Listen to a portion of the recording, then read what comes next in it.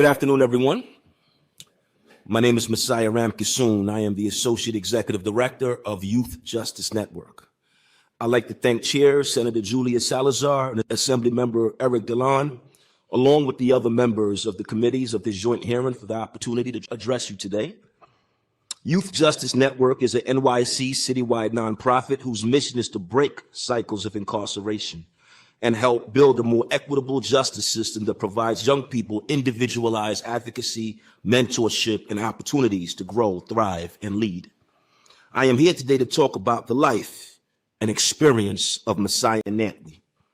Before Messiah, at 22 years old, was brutally beaten to death by officers at Mid-State Correctional Facility, he was well known at Youth Justice Network as one of our youth members. Messiah would often visit sitting and speaking with his mentors. I am proud to say I was one of those mentors. In addition to sharing a name, Messiah and I shared real time together. We both lived at a certain point in our lives on 129th Street in Harlem, and our paths would occasionally cross in the neighborhood. He was a hopeful, soft-spoken, intelligent teen who devoured and loved books. Messiah appreciated our arts and mentorship programs, and he was an active participant in our youth photography programs.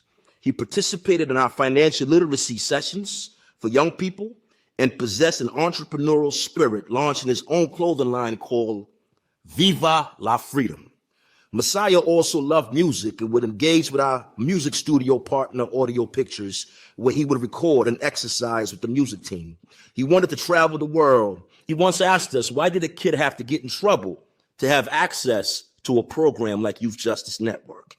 He also told us that it was easier for young people like him to get a gun than it was to get a book in his neighborhood.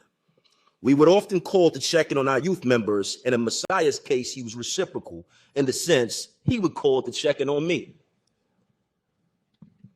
During the COVID-19 pandemic, the Youth Justice Network Borough headquarters was closed, and our young people, including Messiah, lost their consistent hub of support within the neighborhood. Messiah's phone was disconnected, and we did not hear from him for months.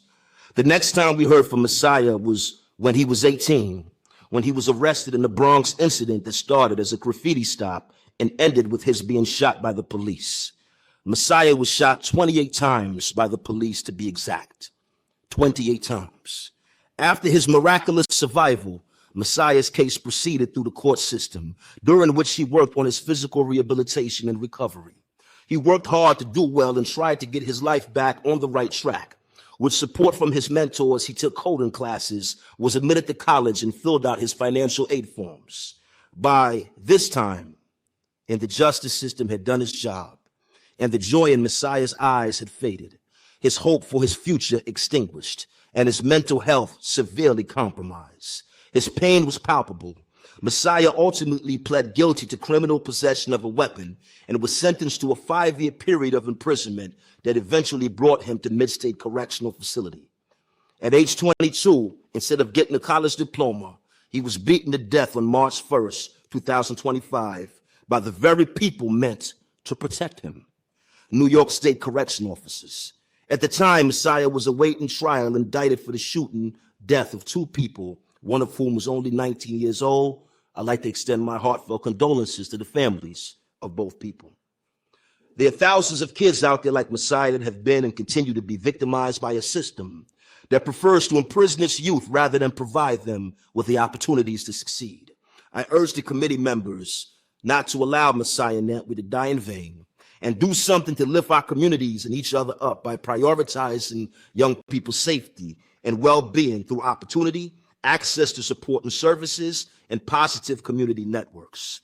Please break the cycle of knee-jerk responses like more imprisonment, fewer parole opportunities, and harsher sentences for adolescents.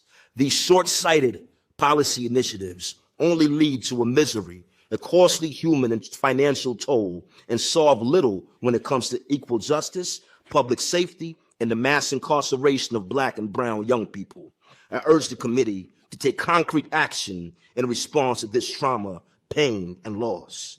I would urge you to pass Assembly Bill A767 and Senate Bill S643 that would establish a Youth Justice Innovation Fund to make funds available to community-based organizations. And I love to leave the committee with this quote by Messiah's aunt, who couldn't be with us today. Messiah had a chance, but his dreams were tarnished by 27 undeserving bullets that forever changed his life.